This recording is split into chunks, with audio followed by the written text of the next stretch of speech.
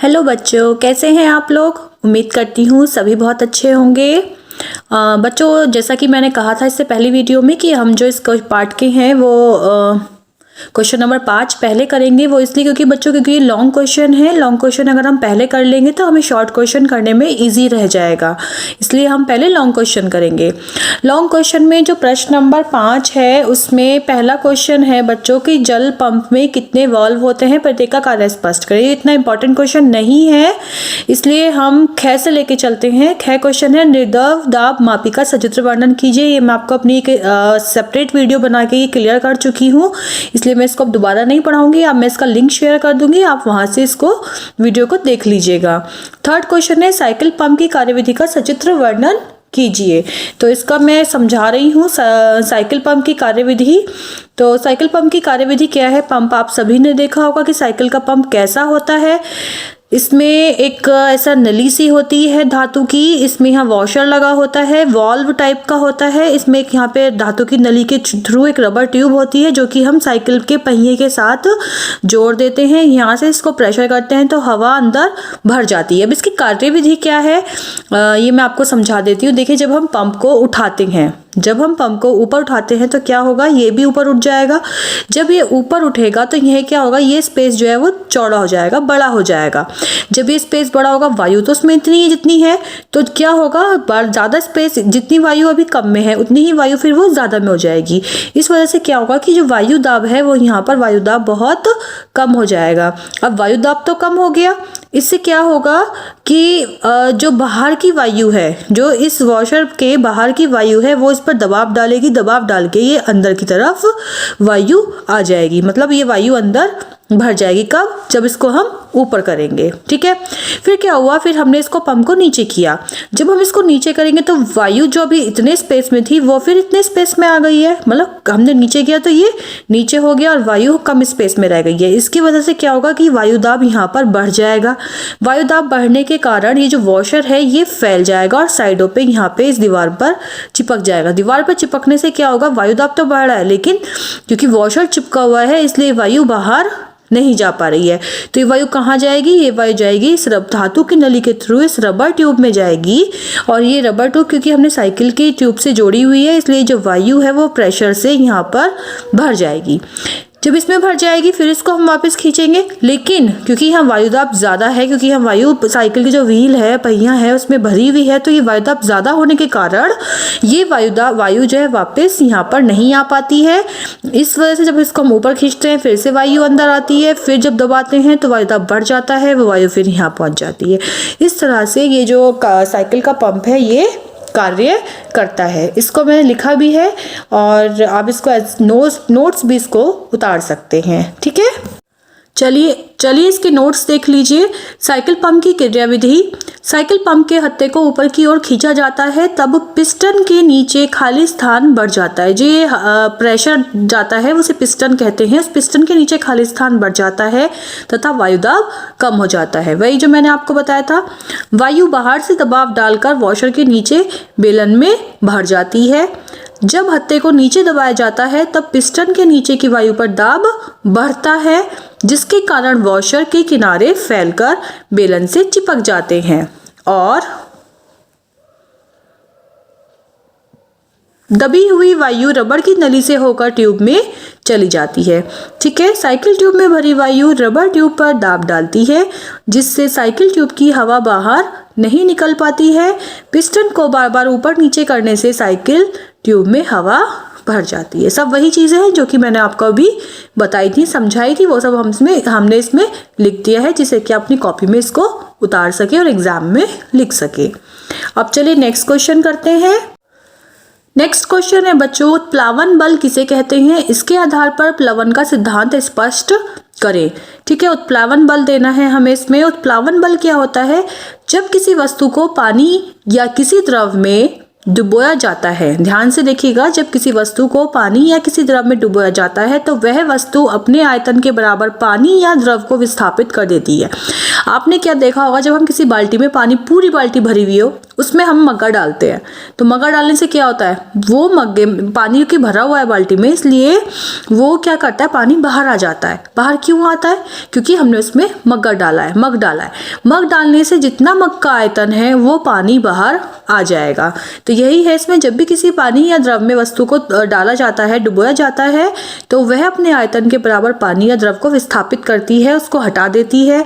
यह विस्थापित पानी या द्रव वस्तु के ऊपर एक बल लगाता है। जो विस्थापित हुआ है वो विस्थापित होने से पहले उसके ऊपर एक बल लगाता है, जिसे उत्प्लावन बल कहते हैं। ठीक है, दोबारा से देख लीजिए। जब किसी वस्तु को, जैसे अब मैं एक एग्जाम्पल देके समझा रही हूँ। जैसे कि हमने ये एक टब लिया है, इसमें पूरा पानी भरा हुआ है, ऊपर तक, बिल्कुल ऊपर तक पानी है। अब आप इसमें कोई गिलास डालिए, चलिए, तो क्या होगा, जब आप इसको गिलास को डुबोएंगे तो क्या होगा, पानी यहाँ से निकलेगा, क्योंकि ऊपर तक भरा हुआ है। इसे डालेंगे तो पानी क्या होगा, पानी निकलना शुरू हो जाएगा। और कितना पानी निकलेगा, जितना इसका गिलास का आयतन है उतना पानी बाहर निकल जाएगा। तो यही है, लेकिन जब ये पानी निकलेगा उससे पहले ये इसके ऊपर एक बल लगाएगा। ठीक है, इस बल को उत्प्लावन बल कहते हैं। जो ये पानी निकला है, ये पानी इस वस्तु के ऊपर लगा रहा है, इसको कहेंगे उत्प्लावन बल। ठीक है, यह बल वस्तु के भार की विपरीत दिशा में होता है। मतलब भार तो नीचे की साइड लग रहा है और ये बल ऊपर की साइड लगता है, मतलब इसको ऊपर उठाने की कोशिश करता है। भार तो नीचे है लेकिन ये बल ऊपर की साइड डायरेक्शन में होता है, इस तरह से। ठीक है, वस्तु के भार की विपरीत दिशा में होता है।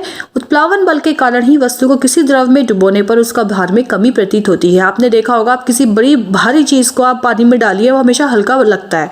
आप एक करके देखना, एक बाल्टी में पानी लेके उसमें कोई भी भारी वस्तु अपने हाथ में लेना और फिर उसे देखना कि वो आपको बहुत हल्की लगेगी। वो क्यों लगती है, क्योंकि जो उत्प्लावन बल है वो उसके ऊपर भार डाल रहा है। भार तो नीचे है लेकिन ये जो उत्प्लावन बल लग रहा है, इसकी वजह से ये वस्तु के भार में कमी प्रतीत होती है, वो हल्का लगता है। ठीक है, अब आता है प्लवन का सिद्धांत।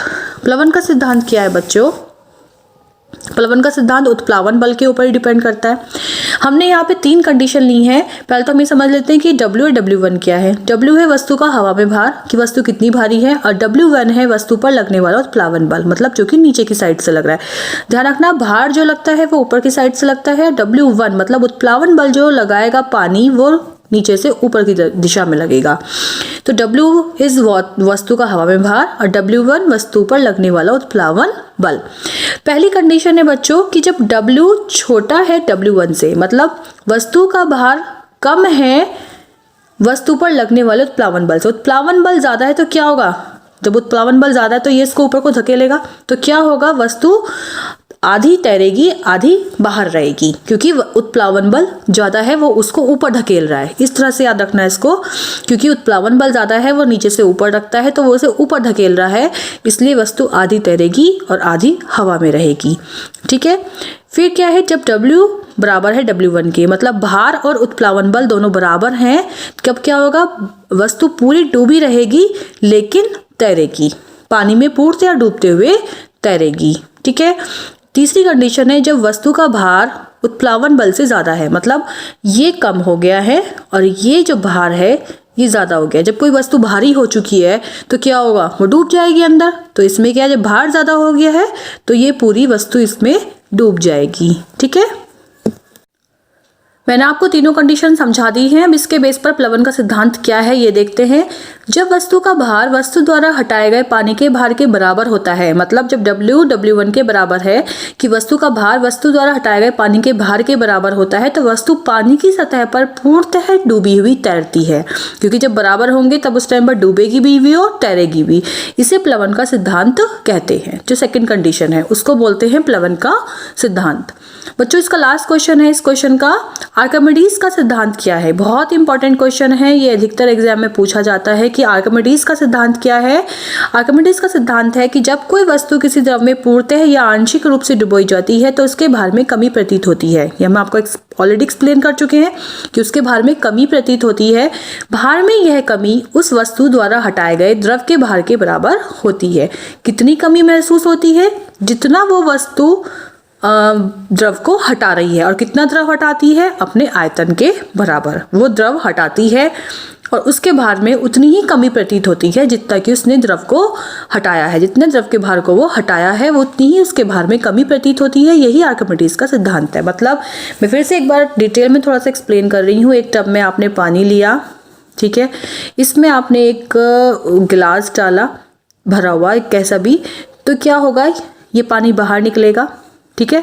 पानी बाहर निकलने से जितना ये पानी का भार, द्रव का भार जो है बाहर निकला है, उतना ही इसके आयतन में कमी, उतना ही इस पे उत्प्लावन बल लगेगा और उतनी ही इसके भार में कमी प्रतीत होगी।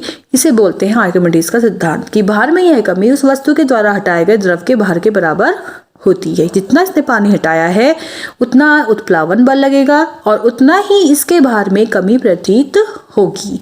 यही आर्किमिडीज का सिद्धांत है। बच्चों, होपफुली आपको सब चीज़ें क्लियर हो गई होंगी। सारे क्वेश्चन बहुत इंपॉर्टेंट है और इसके बेस पर ही शॉर्ट क्वेश्चंस भी आगे आने वाले हैं, ठीक है। तो सारी वीडियोस देखते रहिए और चैनल को सब्सक्राइब कर दीजिएगा। Thank you, bye.